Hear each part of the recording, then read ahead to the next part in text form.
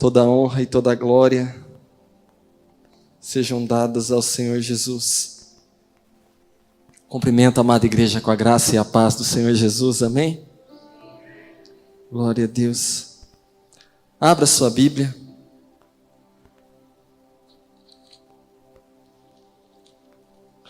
No livro de Efésios, capítulo 4. E também em João 9, do 1 ao 5. Efésios, capítulo 4. E João 9.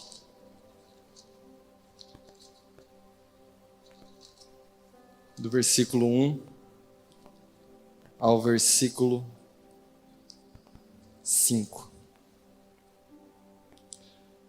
Efésios 4, no versículo 14, diz assim a palavra do Senhor. Eu vou estar lendo a versão King James, mas você fica fiel à sua. O objetivo é que não sejamos mais como crianças, levados de um lado para o outro, pelas ondas teológicas ou ventos de doutrina, nem julgados de cá para lá, pela malícia de certas pessoas que induzem os incautos ao erro. Abra lá em João, capítulo 9, Evangelho segundo João, capítulo 9. Eu vou estar lendo a partir do verso 1. Diz assim a palavra do Senhor. Ao caminhar, Jesus viu um cego de nascença, e seus discípulos lhe perguntaram: Rabi,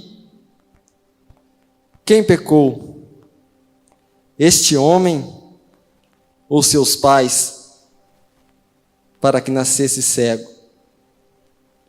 Jesus lhes respondeu: nem ele pecou, nem seus pais, mas foi para que as obras de Deus fossem reveladas na vida dele. Eu devo fazer as obras daquele que me enviou, enquanto é dia. A noite vem, quando ninguém pode trabalhar. Durante o tempo em que eu estiver no mundo, eu sou a luz do mundo. Então, tendo dito estas palavras, cuspiu no chão, fez barro com a saliva, e em seguida ungiu os olhos do cego com aquela mistura. E ordenou ao homem: vai, lava-te no tanque de Siloé, que significa o enviado. O cego foi, lavou-se e voltou vendo.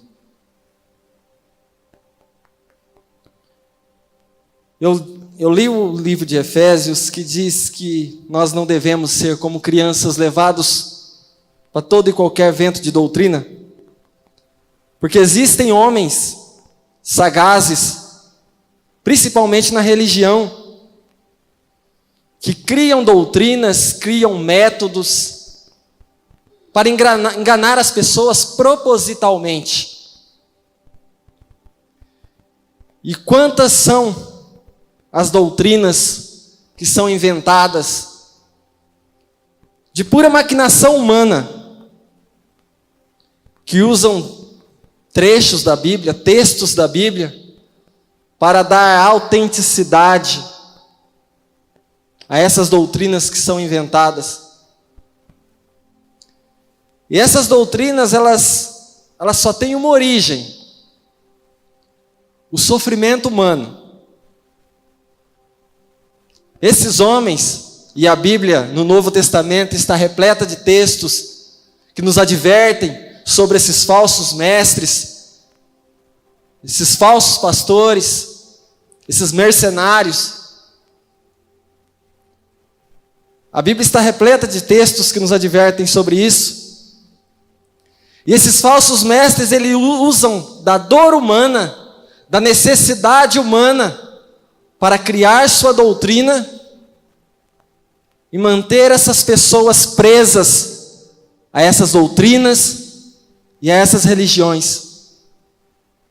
E quantas são as pessoas no nosso país, nos dias de hoje, que estão confinadas em templos, presas dentro de 4 paredes, levadas por essas doutrinas, as quais passam sua vida toda sem conhecer o verdadeiro Evangelho de Jesus Cristo, presas somente a esses ensinamentos. Mas Jesus, Ele é o pão da vida, Ele é o príncipe da paz, Ele é aquele que veio nos trazer palavras de vida eterna. Às vezes você pode achar estranho eu estar dando esse tipo de introdução, mas imagina Jesus no texto de João, ele está passando e encontra ali um cego de nascença. E seus discípulos, pela tradição que eles tinham recebido do povo, comentar que a religião tinha ensinado, e aqui você pode imaginar até na cabeça deles a tal da criação daí da maldição hereditária, e eles chegam já perguntando para Jesus, esse camarada aí, quem pecou, ele ou os pais dele, para que ele nascesse cego? Eu imagino se a gente fosse trazer uma explicação kardeciana, se eles fossem trazer uma explicação kardeciana para aquela situação, se diria que aquela pessoa que ela fez uma outra vida. Isso é tão cruel, mas tão cruel que seria a mesma coisa de você levar alguém para uma sala de aula, ensinar a resposta de um problema, mas não dar o problema para ele, não dar a pergunta do que aquela resposta representa. A pessoa está aqui sofrendo uma determinada coisa, mas ela não sabe por quê, e nem quando ela cometeu o erro por aquilo, mas ela tem que pagar por aquilo. Se nós formos para um bandismo, que é da onde eu vim, se diria que foi feito um trabalho para aquela família possivelmente tinha inimigos, essa pessoa foi e encomendou um trabalho para matar aquela criança, quando aquele homem ainda era criança, mas como não conseguiu matar, conseguiu um efeito que a criança nasceu cega. Ainda de certa forma conseguiu se vingar daquela família. Se nós formos para a explicação romana, se diria que aquela família, aquele rapaz teria uma cruz pesada para se carregar, um sofrimento que Deus deu àquele rapaz. Se nós fôssemos por uma explicação pentecostal, nós diríamos que aquele homem estava em pecado. Olha só, está acontecendo aquilo na vida daquele homem, porque ele tem pecado oculto, não confessado. Por isso que ele está passando por aquilo. E os irmãos olhariam e falariam, olha, aquele homem está em pecado, por isso que Deus permitiu aquilo na vida dele. Se nós fôssemos para uma explicação neopentecostal, mais radical ainda,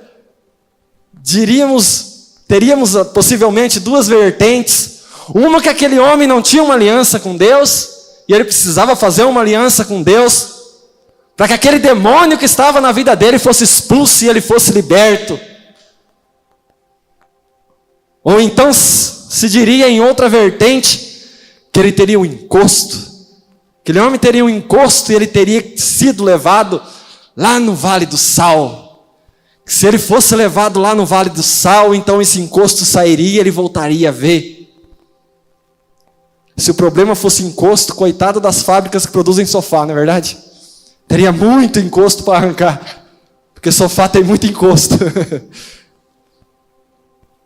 Mas é o que a religião faz. E o que é mais extraordinário em Jesus é que Jesus não está preocupado com isso. Qual foi a origem desse problema? Por quê? Se eram os pais, se eram ele.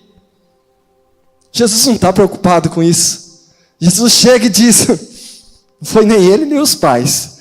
Isso aconteceu para que a obra de Deus se cumprisse na vida dele. Aí Jesus vai e faz um negócio louco aos nossos olhos humanos. Jesus vai, cospe no chão ali, faz um emprasto, pega aquela baba, aquele barro. Não deve ser uma coisa muito bonita de ver não, né? Aí vai e passa nos olhos desse homem. Eu fico pensando, será que nós, com a nossa mente, a gente vê uma situação dessa, será que a gente deixaria passar, cuspir no chão e passar barro? Se você tivesse com problema no olho, você deixaria o pastor pegar, ir lá e passar barro, cuspir e passar no teu olho? Eu acho que o cego só deixou porque não viu, né? Não estava vendo nada. E Jesus vai, passa e fala, vai lá, um tanque de Siloé. E o cego fala, claro, eu vou mesmo, porque agora eu estou com uma meleca no olho aqui, eu tenho que ir, me leva lá, me leva para o tanque de Siloé logo. Só que quando ele chega lá e lava os olhos, ele vê. Ele começa a ver. E a religião, ela tem essa necessidade de querer explicar o porquê do sofrimento nosso aqui no mundo. Porque se eu e você estivéssemos aqui sem dor, se eu e você estivéssemos aqui sem doença, se eu e você aqui estivéssemos sem sofrer injustiça,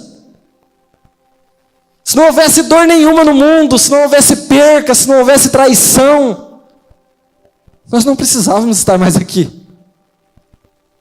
A gente já estaria lá. Porque a maldade, a dificuldade, a injustiça, ela só existe no mundo para revelar os homens bons. Porque é diante da adversidade, é diante da injustiça que se revelam os homens bons. Porque é na atitude que nós vamos ter diante da adversidade, diante do momento difícil, diante da doença, é que vai revelar se eu sou uma pessoa boa ou ruim. Se eu conheço Deus de fato ou não conheço. Somente diante disso.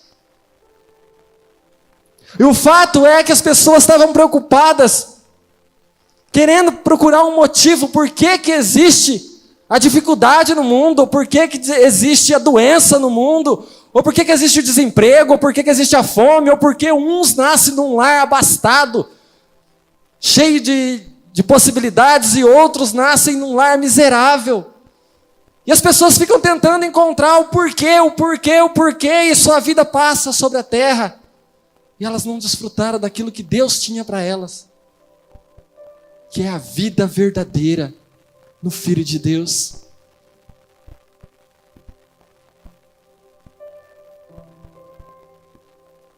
Por que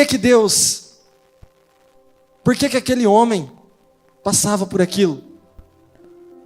Cerca de quase 40 anos já. Nasceu cego de nascença.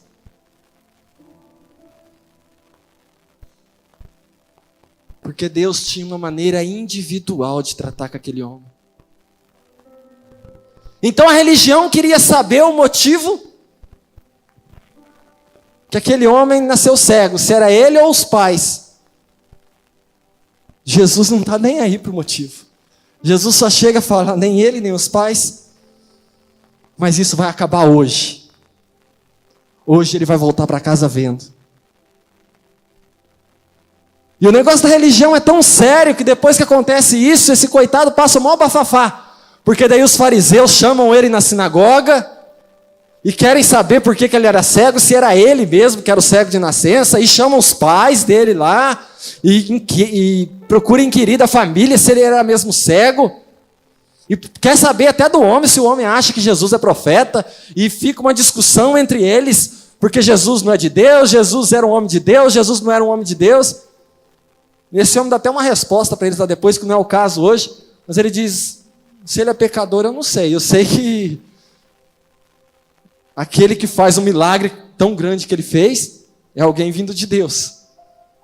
E depois fala para os fariseus, vocês querem ser discípulo dele também, e eles expulsam ele da sinagoga. Mas o fato é que nessa noite, que eu quero trazer no nosso coração, é que esses oportunistas, esses falsos profetas, eles usam da dor humana, eles usam da necessidade humana,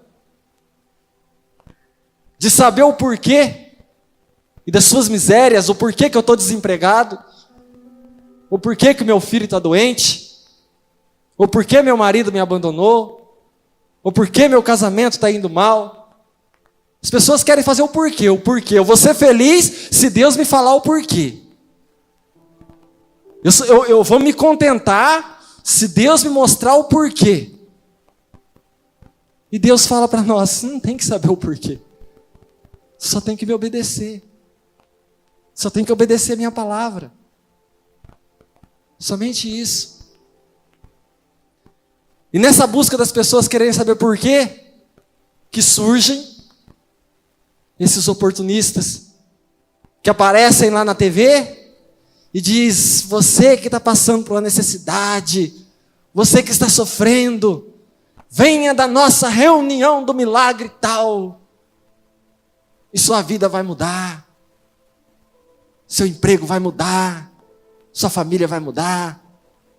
Venha e passe pelo Vale do Sal, venha na sexta-feira forte da oração forte, você vai ser transformado. É os absurdos que a gente vê na vida. E milhares de pessoas estão presas a esse tipo de coisa. Mas o Evangelho é simples. Jesus, ele age com simplicidade.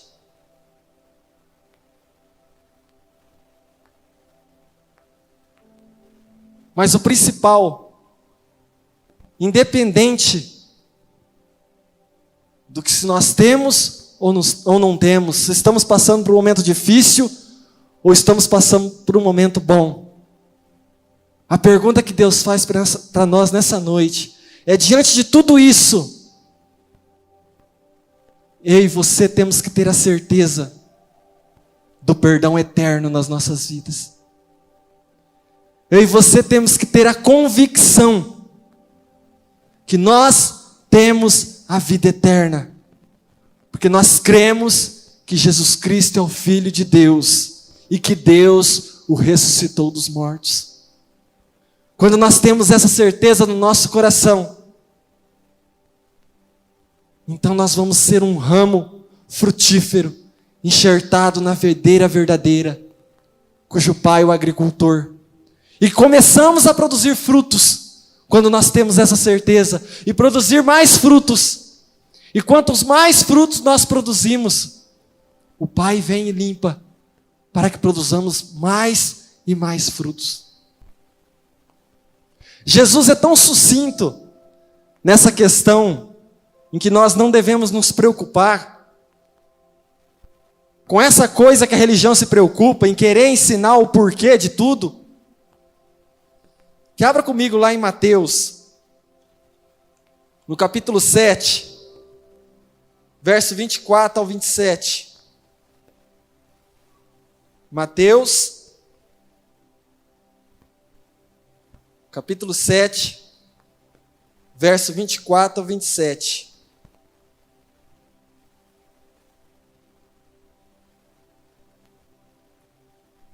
O interessante é que Jesus vem falando nesse capítulo dos falsos mestres, dos falsos doutores, daqueles que viriam para enganar, E ele fala: pelos frutos conhecereis a árvore. A árvore boa produz bom fruto e a árvore má produz mau fruto. E nessa altura do capítulo 7, que ele diz que esses falsos mestres, quando ele voltasse, diria: em teu nome profetizamos, em teu nome curamos. Ele vai falar: apartai-vos de mim que eu nunca vos conheci. Aí lá no 24 ele diz assim: assim, todo aquele que ouve as minhas palavras e pratica, será comparado a um homem sábio, que construiu a sua casa sobre a rocha. E caiu a chuva, e vieram as enchentes, sopraram os ventos, e bateram com violência contra aquela casa, pois tinha seus alicerces na rocha. Pois todo aquele que ouve essas minhas palavras e não pratica, é como um insensato que construiu a sua casa sobre a areia. E caiu a chuva, vieram as enchentes, sopraram os ventos, e bateram com violência contra aquela casa, e ela desabou, e grande foi a sua ruína. Você está vendo que Jesus ele trata de maneira sucinta e simples. O dia mau vai vir, a dificuldade vai vir, o dia da tristeza, o dia do choro, ele vai vir. Só que se você estiver praticando as minhas palavras, se você ouviu, aprendeu as minhas palavras e estiver praticando, você pode tombar para lá, você pode tombar para cá, mas você vai permanecer firme, porque você está firmado na rocha. Você está firmado nas minhas palavras. Não é na doutrina da igreja tal que nós temos que estar firmados. Não é no ensinamento tal, mas é nas palavras de Jesus. Nas palavras que Jesus tem revelado no seu evangelho. Outro dia eu estava vendo o Paulo Júnior pregar, e ele falou algo muito interessante. Ele falou que é provado cientificamente, foi feita uma pesquisa, e no Brasil o maior número de pacientes atendidos por psicólogos e psiquiatras são crentes.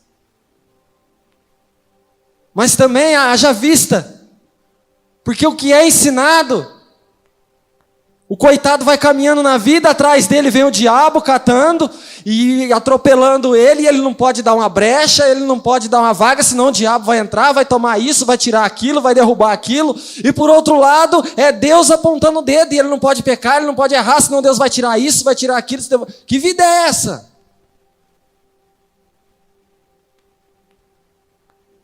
A pessoa acaba entrando em paranoia. Deus é um Deus de amor. Deus é um Deus de cuidado. Ah, mas o diabo levantou na vida de fulano. Tiago diz assim: sujeitai-vos a Deus, resisti o diabo, e ele fugirá de vós. Eu e você somos luz, o diabo é trevas. Quando acende uma luz, o que acontece com as trevas? Elas se dissipam. Onde eu e você entrarmos, não tem que ter diabo. O diabo vai fugir por si só. Porque nós levamos em nós o selo do Cordeiro Santo de Deus, que tira o pecado do mundo. O que eu tinha para falar para você era isso, hoje. O Evangelho de Cristo, ele liberta. O Evangelho de Cristo, ele transforma. E ele vai muito além do que doutrinas e ensinamentos humanos. Ele vai muito além. Amém? Se coloque de pé. Vamos estar orando. Feche seus olhos. Senhor Deus e Pai, muito obrigado, Senhor, pela revelação da sua palavra, pelo cuidado que o Senhor tem conosco, ó Deus. Deus, que o Senhor venha abrir as nossas mentes, ó Deus, para que nós venhamos crescer cada dia mais em conhecimento de Ti e da Tua palavra, Deus, e para a revelação do Seu Evangelho, ó Pai. não para ensinamento de homens, ó Deus, e nem para doutrinas humanas, mas para aquilo, Senhor, que o Senhor tem ensinado nos seus evangelhos, ó Deus, para as nossas vidas, e que nós venhamos crescer dia após dia diante de Ti, em graça e sabedoria, ó Deus, em nome de Jesus. Amém.